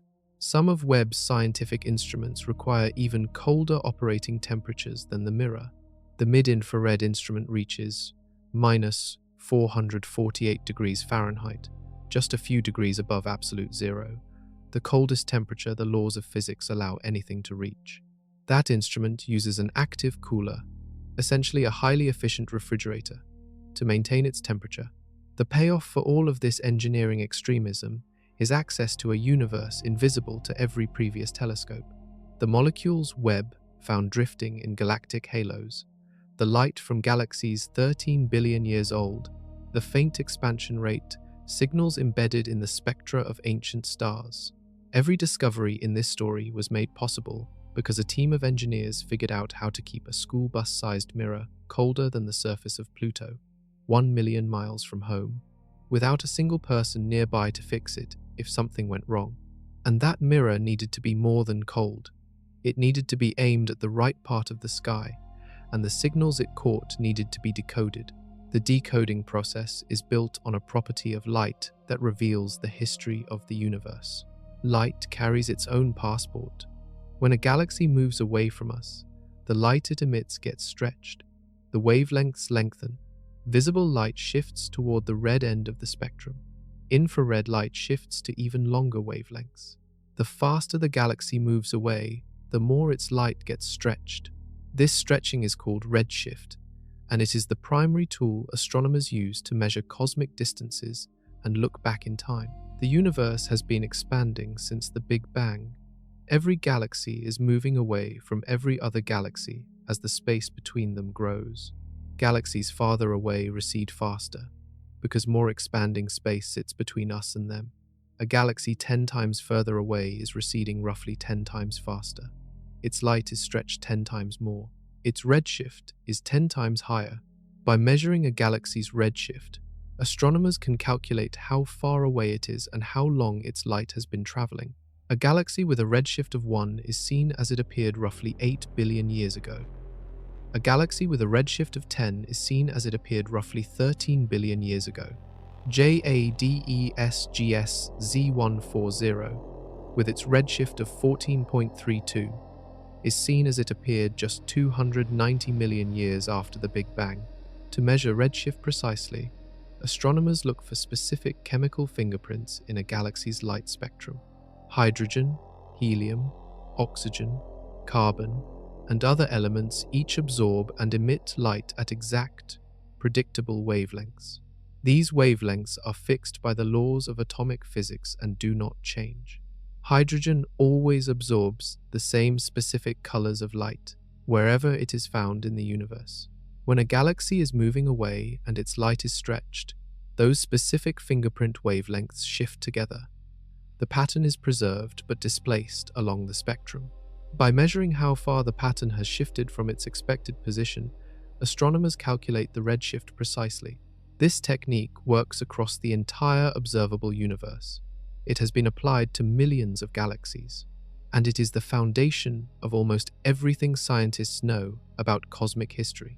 When galaxies formed, when stars ignited, when the universe became transparent enough for light to travel freely. Webb measures redshift with far greater precision than previous instruments because of its infrared sensitivity. Ancient galaxies with high redshifts have their entire light spectra shifted into the infrared range. Optical telescopes, which see visible light, often cannot capture enough of these galaxies' spectra to confirm their redshifts accurately. Webb captures the full infrared picture and nails the measurements. This is how Webb confirmed JADESGS-Z140 as the most distant galaxy ever found. Other candidates had been proposed before, but confirming an extreme redshift requires detailed spectral analysis, and Webb delivered spectral data precise enough to eliminate ambiguity. The universe uses redshift as a kind of timestamp on every photon it sends toward us. Webb reads those timestamps better than any instrument humanity has ever built, and those timestamps are telling a story that the standard model of cosmology did not predict. A story that has physicists debating something that once seemed like settled science. The Big Bang model has been one of the most successful scientific theories in history. It explains why the universe is expanding. It predicts the exact ratios of hydrogen and helium in the early universe, and those predictions match observations precisely. It accounts for the existence and temperature of the cosmic microwave background, the faint afterglow of the Big Bang that fills all of space. It correctly describes the large-scale structure of the cosmos, the way galaxies cluster into filaments and sheets with vast, empty voids between them. Decades of observation have confirmed these predictions over and over. Scientists have every reason to trust the Big Bang framework. The cracks Webb is revealing are not in the foundation, they are in the upper floors of the building, in the detailed story of how the universe went from a hot, uniform plasma in the first few 100,000 years to the complex, structured cosmos full of galaxies, stars, and planets that exists today. Specifically, Webb's observations challenge the timeline of structure formation. The standard model, combined with detailed simulations of dark matter behavior, predicts how long it should take for galaxies to grow to various sizes. Those predictions were calibrated against decades of observations from ground-based telescopes and the Hubble Space Telescope. They were considered reliable. Webb found galaxies that violate the timeline. Too large, too early, too structured for the age of the universe at the moment they appear in Webb's data. Scientists have three broad categories of response to this. The first is that the standard model is basically correct, but the simulations are missing details about star formation efficiency, galaxy feedback, or dark matter behavior at small scales. Updating those details could bring the predictions into agreement with Webb's observations without requiring any fundamentally new physics. The second is that the standard model needs a significant extension. Something happened in the early universe that accelerated structure formation beyond what current models account for. Early dark energy, modified dark matter properties, or new gravitational effects could all play this role. These ideas are serious proposals being actively studied. The third is the most radical. Some physicists argue that the anomalies Webb found are severe enough to require revisiting the foundational assumptions of the Big Bang model itself. This view is a minority position in the scientific community. Most cosmologists consider it premature, but the fact that it is being discussed at mainstream physics conferences reflects how seriously scientists are taking Webb's data. None of these three paths leads to the conclusion that the Big Bang didn't happen. The evidence for the Big Bang itself remains overwhelming. What's being questioned is the precise story of the first few billion years after it. For students of science, this moment is historically significant. The field is genuinely unsettled in a way it has not been for decades. The data is real. The models are strained. The next generation of observations and theoretical work will determine which path forward is correct. And running alongside all of these cosmological debates is a question about dark matter itself, the invisible substance at the center of nearly every mystery Webb has uncovered. 85% of the universe's mass is invisible. Scientists call it dark matter. They cannot see it, touch it, or detect it with any camera or sensor directly. No instrument has ever recorded a dark matter particle passing through it. Dark matter emits no light. It absorbs no light. It reflects nothing. The only reason scientists know it exists is gravity. Dark matter's gravitational pull is real, and its effects show up clearly in the motion of galaxies, the bending of light around galaxy clusters, and the large-scale structure of the cosmos. The first strong evidence for dark matter came from astronomer Vera Rubin in the 1970s. She measured the rotation speeds of stars at different distances from the centers of spiral galaxies. By standard physics, stars far from a galaxy's center should orbit more slowly, just as the outer planets of our solar system orbit the Sun more slowly than the inner ones. Mercury moves fast. Neptune crawls. Rubin found that the outer stars of many galaxies orbit at roughly the same speed as the inner stars. The rotation curves were flat instead of declining. The only way to explain this mathematically was to assume there was far more mass in these galaxies than the visible stars and gas accounted for. Enormous halos of invisible matter surrounding the galaxies, providing extra gravitational pull across the entire structure. Those halos are dark matter. Since Rubin's work, evidence for dark matter has accumulated across every scale of the cosmos. Galaxy clusters bend light from objects behind them more strongly than visible matter alone can explain. The pattern of temperature fluctuations in the cosmic microwave background matches predictions that assume dark matter exists at specific densities. The large-scale structure of the universe, the filaments and voids where galaxies cluster, matches simulations only when dark matter is included. Despite all of this evidence for dark matter's gravitational effects, no one has ever detected a dark matter particle directly. Physicists have built extraordinarily sensitive underground detectors and searched for decades. They have analyzed data from particle accelerators.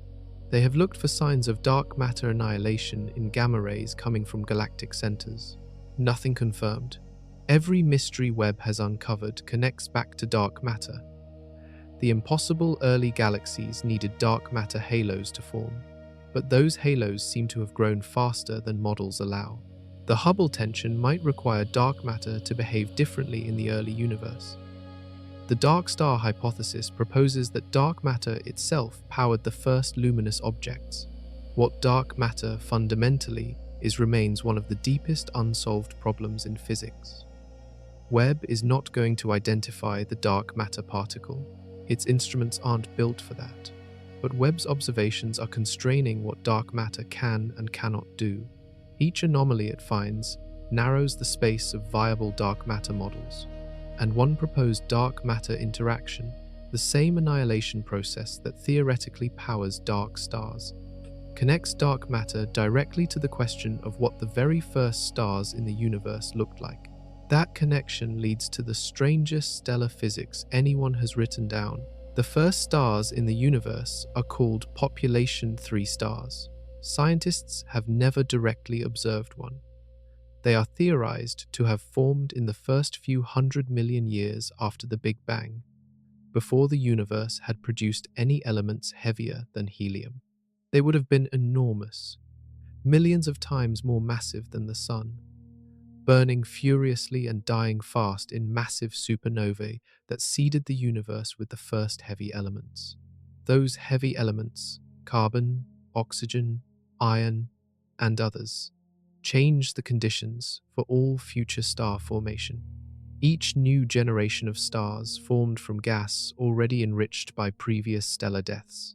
The universe's chemistry grew more complex with every generation. Dark stars, if they existed, would sit before even Population 3 stars in the cosmic timeline. They would be the first luminous objects, predating any conventional star, and they would have operated on a completely different energy source. Dark matter particles, under some theoretical physics models, are their own antiparticle. When two of them collide, they annihilate each other and release energy as high-energy particles and radiation. In most environments, this happens so rarely that the energy released is negligible, but in the extraordinarily dense dark matter halos of the early universe, the collision rate could have been high enough to matter. A theoretical dark star would form when a collapsing gas cloud in the early universe contains such a high concentration of dark matter that the annihilation energy heats the gas faster than gravity can compress it. The cloud stops collapsing. It reaches a stable, bloated state where dark matter energy input balances gravitational pressure. The result is an object the size of our entire solar system, millions of times more massive than the Sun, glowing steadily without any nuclear fusion occurring in its interior. Dark stars would be extraordinarily luminous. Their surface temperatures would be lower than conventional stars of similar mass, making them shine more in infrared than in visible light. But their total energy output would be staggering, bright enough that a single dark star might be visible across billions of light years. If dark stars existed and are now gone, they would have left their fingerprints on the early universe. The way they ionized surrounding gas, the specific wavelengths of radiation they emitted, the chemical environment they created, all of these would look subtly different from the signatures left by conventional stars. Webb's helium signal from JADESGSC140 fits the dark star fingerprint better than any conventional model currently does. That remains a theory. The oxygen detection from the same object remains a complication that the dark star model cannot cleanly absorb, but the possibility that the very first luminous objects in the universe ran on dark matter instead of nuclear fusion remains scientifically alive. Confirming or ruling it out requires more data, more observation time, and possibly future telescopes even more powerful than Webb. The implications of confirmation would cascade through every field of astrophysics. If dark stars existed, the timeline of heavy element production in the early universe shifts. The ionization history of the cosmos changes. The conditions for population, 3-star formation would need to be rewritten, and the discovery would mean something stranger still, that the invisible substance dominating the universe wasn't just a passive gravitational scaffold.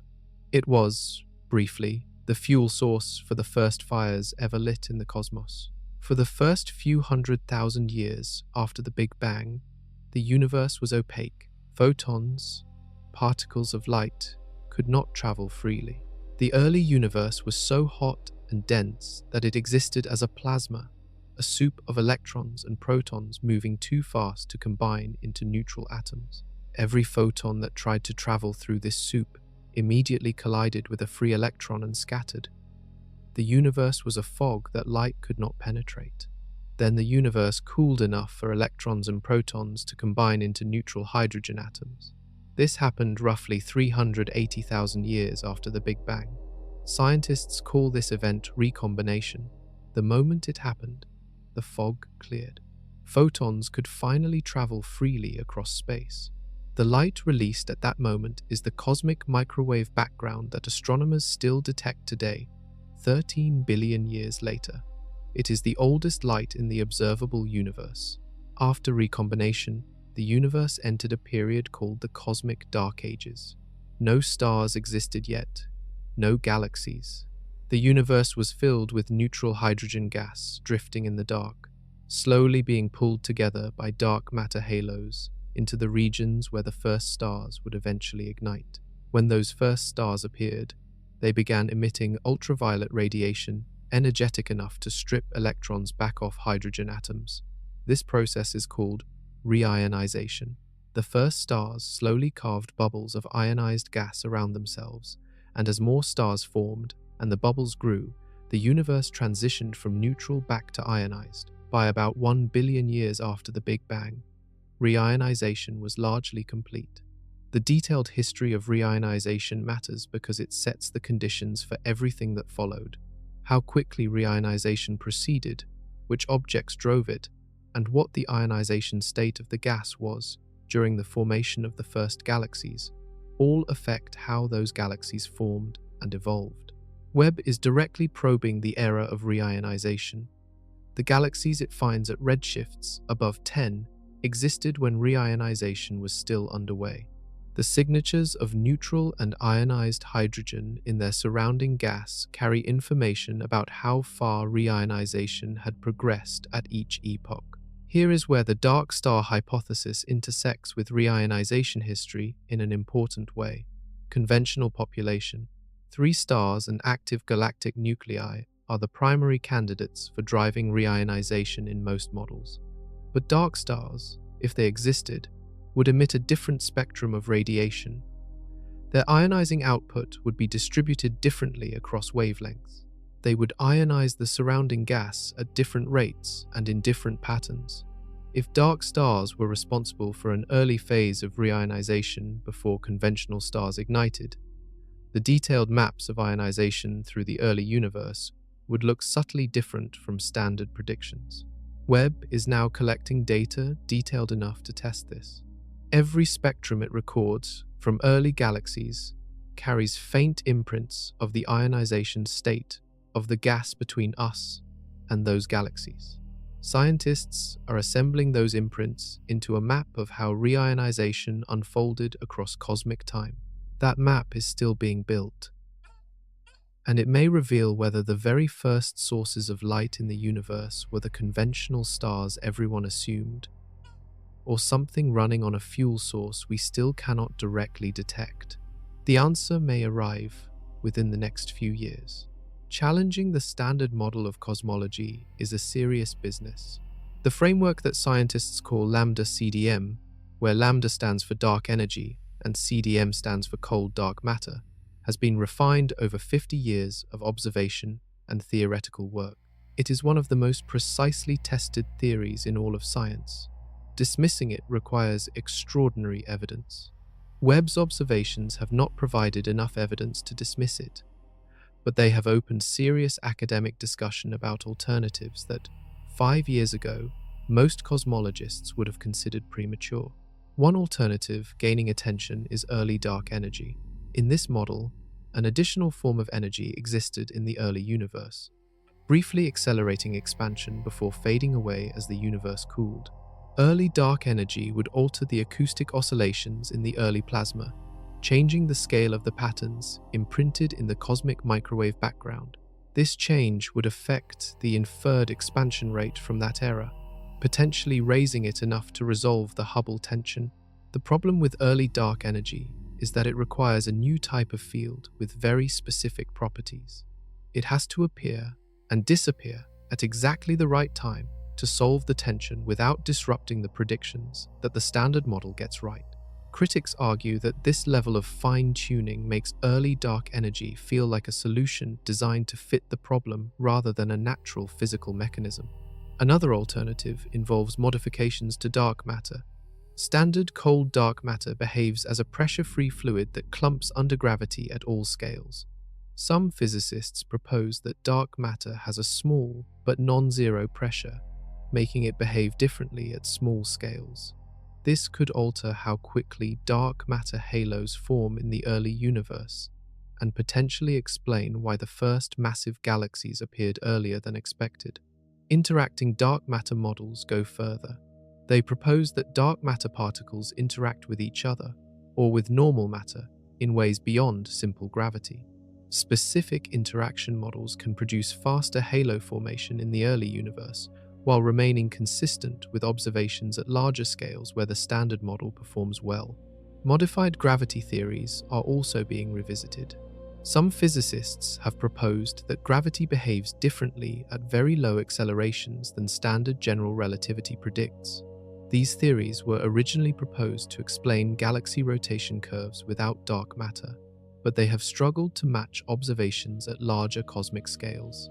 Some researchers are exploring whether modifications to gravity that activate under different conditions could address Webb's anomalies while remaining compatible with other data. None of these alternatives has been confirmed. Each one makes specific predictions that future observations can test. Webb itself is providing some of those tests, and dedicated future missions will provide more. What has changed is the level of seriousness with which these alternatives are being pursued. Before Webb, the standard model faced only mild tension with observations. After Webb, the tensions are sharper, more numerous, and harder to dismiss as measurement error. The scientific community is not panicking, it is working, and the pace has accelerated. Before rewriting physics, scientists always ask a simpler question first. Could the instruments be mistaken? This is not a cynical question. It is how science protects itself from false conclusions. Measurement errors, calibration problems, unknown systematic biases, and model-dependent assumptions can all produce results that look like new physics but turn out to be mundane mistakes. The history of science contains many examples of extraordinary apparent discoveries that dissolved under scrutiny. Webb's team has spent enormous effort asking this question about every anomalous result. For the massive early galaxies, the main concern is whether the mass estimates are reliable. Mass estimates for distant galaxies come from measuring their light output and applying models of how stars of various ages and types contribute to that light. The models are well tested, but not perfect, particularly at extreme redshifts, where the galaxy populations are different from anything in the local universe. If the models overestimate mass at high redshift, the galaxies might be less extreme than they appear. Teams have tested this by looking for independent mass indicators, such as the velocities of stars and gas within the galaxies, and the results generally support the photometric mass estimates rather than contradicting them. The galaxies remain large. For the Hubble tension, Webb specifically addressed the most common concern about Cepheid measurements, the problem of stellar crowding causing measurement errors. By resolving individual stars in crowded environments that previous telescopes blurred together, Webb removed the largest known source of uncertainty from the Cepheid measurement chain. The faster expansion rate survived this cleaning. For the helium signal from JADESGSZ140, the concern is whether the spectral feature is real or an artifact of the data processing. Multiple independent analyses of the raw data have been carried out, and the feature appears consistently. The oxygen detection from a separate instrument provides an independent anchor on the same object.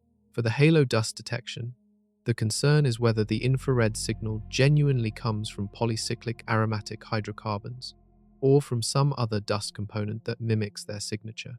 The specific pattern of emission features Webb detected matches the chemical fingerprint of these molecules closely enough that contamination from other sources is considered unlikely by the research team. Scientists remain appropriately cautious. Every result is treated as provisional until independent confirmation arrives. Webb's findings are now being cross-checked against data from other observatories, including ground-based facilities and other space telescopes.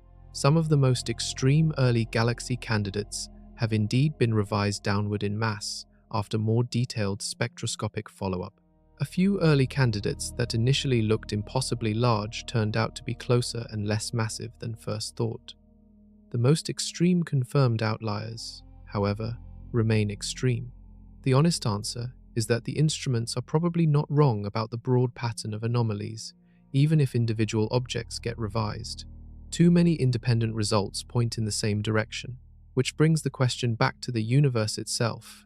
Webb's mission was designed to last at least 10 years. It has been operating for just over 3 years. The discoveries discussed in this story came from its first few hundred observation cycles. Thousands more are planned. The most immediate priority for many research teams is spectroscopic follow-up of the early massive galaxies. Taking a picture of a galaxy and estimating its mass from brightness is a first step. The second step is capturing detailed spectra, which break the galaxy's light into its component wavelengths and reveal chemical compositions, star ages, gas conditions, and velocity measurements. Spectra take longer to obtain than images but provide far more information. Several teams are using Webb spectrographs to take these detailed chemical fingerprints of the galaxies that first raised alarms. The goal is to confirm or revise the mass estimates, determine whether star formation histories are consistent with burst models, and look for chemical signatures that could distinguish different formation scenarios. For the Hubble tension, Webb is being used to observe additional classes of standard candles beyond Cepheid variables. Type 1a supernovae are another standard candle, stellar explosions with known intrinsic brightness. By measuring distances to nearby Type 1a supernovae using Cepheids calibrated by Webb, and then using those supernovae to calibrate distances to farther objects, scientists are building a more reliable chain of cosmic distance measurements. If the chain consistently yields the faster expansion rate, the tension becomes even harder to dismiss. For the dark star hypothesis, teams are designing observation programs specifically aimed at finding more objects with similar spectral signatures to JADES GSZ140. If dark stars existed in the early universe, they should appear in multiple locations, not just one. Finding a population of objects with the same anomalous helium signal would significantly strengthen the case. Finding none would argue against it. For the halo dust, astronomers are planning surveys of other distant galaxies to see whether the detection is a rare exception or part of a broader pattern. If many distant galaxies have dust molecules extending this far into their halos, it changes the picture of how galaxies exchange material with their surroundings across cosmic time. Webb is also being used to probe the epoch of reionization in detail, building maps of how the intergalactic medium transitioned from neutral to ionized across the first billion years of cosmic history. These maps will constrain the types of objects that drove reionization and potentially reveal whether an early phase of unusual ionizing sources, like dark stars, is needed to explain the data. Every one of these programs is either underway or scheduled. Webb has enough fuel for well over a decade of operations, possibly longer, and its science output will continue accelerating as teams develop more efficient observation strategies. The universe has been hiding its earliest chapters for 13 billion years. Webb is reading them one spectrum at a time.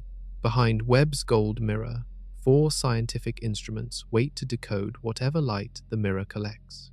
Each instrument was built to answer a different type of question, and together they cover a range of capabilities that no single previous space telescope came close to matching. The near-infrared camera is Webb's primary imager. It captures images across a range of infrared wavelengths and was responsible for the stunning early release images of deep fields packed with thousands of galaxies. It can observe 2 regions of sky simultaneously, doubling efficiency, and its sensitivity at near-infrared wavelengths is what made confirmation of high redshift galaxies possible. The red and orange colors seen in Webb images of ancient galaxies are not artistic choices. They are real infrared wavelengths, rendered visible by mapping them onto colors human eyes can see. The near-infrared spectrograph captures detailed spectra of up to 200 objects simultaneously. Rather than pointing at one galaxy and spending hours getting its spectrum, this instrument deploys a grid of tiny shutters, each smaller than a grain of sand, and opens or closes each one individually to let light from selected targets through. while blocking everything else. This multiplexing capability transformed spectroscopic surveys of the early universe. Before Webb, getting spectra of 100 early galaxies would have taken years. Webb can do it in a single observation. The mid-infrared instrument covers longer infrared wavelengths and requires the coldest operating temperature of any instrument on Webb. It is essential for detecting warm dust, for studying the most distant galaxies whose light has been shifted into the mid-infrared range, and for directly imaging planetary systems around nearby stars. The galactic halo dust detection described earlier relied on this instrument's sensitivity to longer infrared wavelengths, where those specific molecules glow.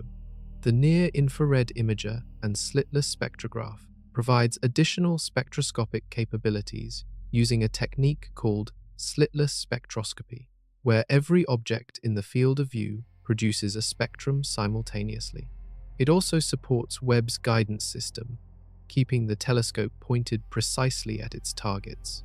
Together, these four instruments give Webb a scientific coverage that allows it to address questions ranging from the formation of stars in nearby nebulae to the structure of the most distant galaxies in the observable universe. The data they collect flows back to Earth at a continuous rate, filling hard drives at the Space Telescope Science Institute in Baltimore, where thousands of researchers worldwide access it. None of these instruments works in isolation. The most revealing results come from combining data across instruments. The helium signal from JADESGSZ 140 came from the spectrograph. The confirmation of its extreme distance required cross-checks across multiple instrument modes. The halo dust combined mid-infrared imaging with spectral analysis. Webb is simultaneously a time machine, a chemistry lab, a distance ruler, and a map maker. Its data is already generating more scientific publications than any space telescope in history at the equivalent point in its mission. And every paper it generates is pushing toward the same underlying question that makes all of this matter beyond the walls of scientific conferences. None of Webb's discoveries directly found life. They did something potentially more fundamental. They revealed that the universe builds chemical complexity earlier, faster, and across larger scales than anyone expected. The dust molecules Webb found drifting in a galactic halo contain carbon in complex, organized ring structures. This chemistry is not biological, but it is the same broad class of chemistry that biological molecules belong to. The universe's ability to produce complex carbon chemistry is not limited to the surfaces of planets. It happens in the outflows of dying stars, in the cold gas between galaxies, and apparently at the far edges of galactic halos. Oxygen detection in JADESGSZ 140 means heavy elements were being produced and distributed into the surrounding gas just 290 million years after the Big Bang. That is earlier than models expected. The raw materials for rocky planets and biological chemistry were being seeded into the universe faster than the standard timeline suggested. Every generation of stars that forms from gas enriched with heavy elements produces the next generation in an even richer environment. More oxygen, more carbon, more silicon for rocky surfaces. The faster heavy elements spread through the early universe, the earlier the conditions for planetary formation and potentially life could emerge. This does not mean life appeared in the early universe. Conditions in the first billion years were far more violent than today, with intense radiation, rapidly changing environments, and no stable planetary systems around mature stars. But it does suggest the chemical prerequisites appeared on an earlier schedule than previously mapped. The survival of polycyclic aromatic hydrocarbons in galactic halos is also relevant here. These molecules are not just chemical curiosities, they are transporters. When a galaxy outflows material into intergalactic space, any organic chemistry embedded in that outflow can travel enormous distances. If galaxies regularly seed their halos and even the space between galaxies with complex carbon chemistry, the building blocks of biological molecules are more widely distributed than previously assumed. Some researchers studying the origin of life take this seriously. The hypothesis that Earth was seeded with organic precursors from space, called panspermia in its most extreme form, and cosmic chemical delivery, in more measured versions, has long been considered speculative. Webb's detection of complex organic molecules at the scales it found them does not confirm panspermia, but it establishes that the raw chemical ingredients travel farther and survive longer in space than the conservative end of previous estimates allowed. The discoveries do not answer whether life is common or rare in the universe. That question remains open, but they steadily fill in the picture of a cosmos chemically prepared for complexity from an early age. A universe that makes soot at cosmic scales, that builds organic ring molecules in stellar winds and fires them across hundreds of thousands of light years, is a universe with chemistry running everywhere. Whether that chemistry ever organizes itself into something that asks questions about where it came from is still the deepest mystery of all. Webb is not the last word. It is a doorway. The anomalies it found are now targets for the next generation of observatories being designed and built right now. The Nancy Grace Roman Space Telescope, named for NASA's first chief astronomer, is scheduled to launch before the end of this decade. It will have a wide field of view 18 times larger than Hubble's, allowing it to survey enormous areas of sky at high resolution. Roman's primary mission includes mapping dark energy across cosmic time, searching for the expansion history of the universe in enough detail to directly measure whether dark energy has changed since the Big Bang. If it has changed, the Hubble tension may finally have a physical explanation. Roman will also conduct deep surveys that complement Webb's pointed observations. Where Webb looks at individual objects in extraordinary detail, Roman will sweep wide and build statistical samples. The question of whether Webb's early massive galaxies are statistical outliers or part of a systematic pattern requires exactly this kind of large-scale survey approach. Roman will answer it. Ground-based astronomy is advancing in parallel. The extremely large telescope, currently under construction in the Atacama Desert in Chile, will have a mirror 39 meters across, larger than a basketball court. When it comes online, it will capture ground-based spectra of galaxies at resolutions and sensitivities that currently only Webb can achieve from space, at a fraction of the observing cost per hour. It will be used heavily to follow up Webb discoveries. The Square Kilometre Array Radio Telescope, a network of thousands of radio antennas spread across South Africa and Australia, will map hydrogen gas across the universe at unprecedented detail. Hydrogen is the primary tracer of cosmic structure in the early universe, and mapping its distribution will test dark matter models and galaxy formation timelines in ways no current instrument can match. These future facilities are not designed to replace Webb.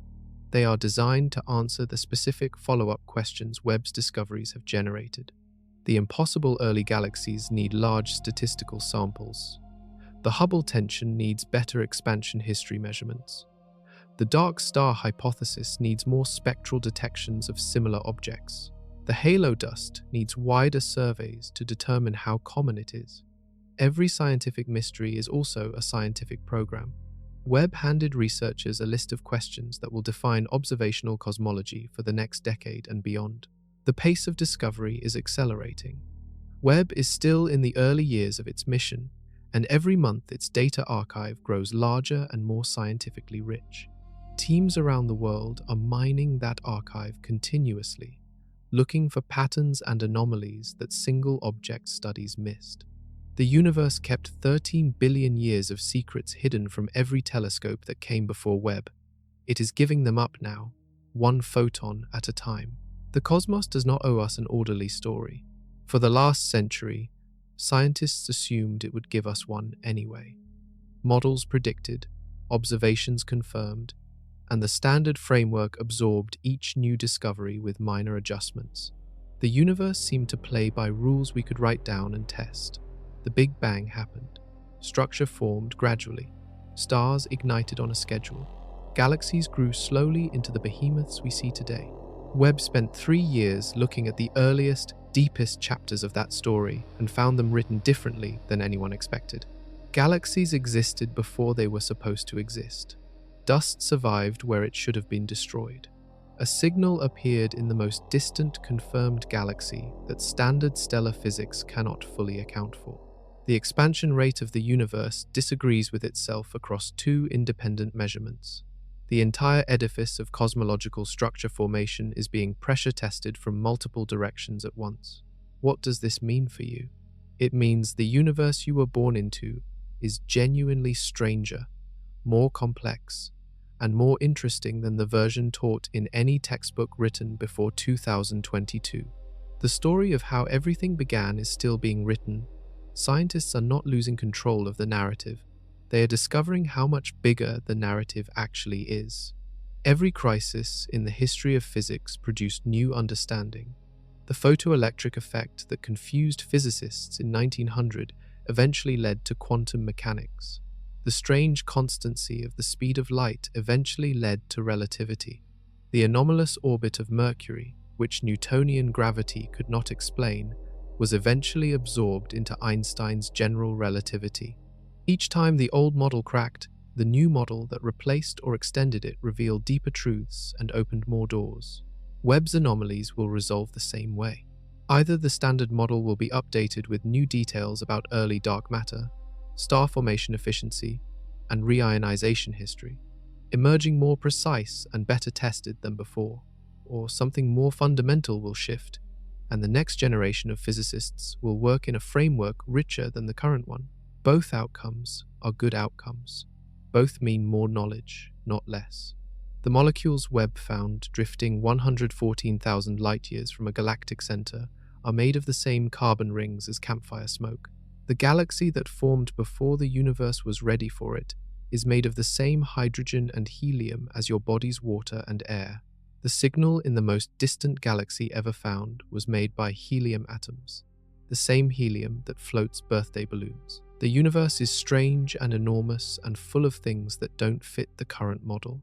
And the telescope humanity sent into the deep cold 1 million miles from Earth, colder than Pluto, armored in gold thinner than a human hair, is reading it all back to us one photon at a time. We built that telescope. We aimed it at the beginning of everything. The least we can do is pay attention to what it found.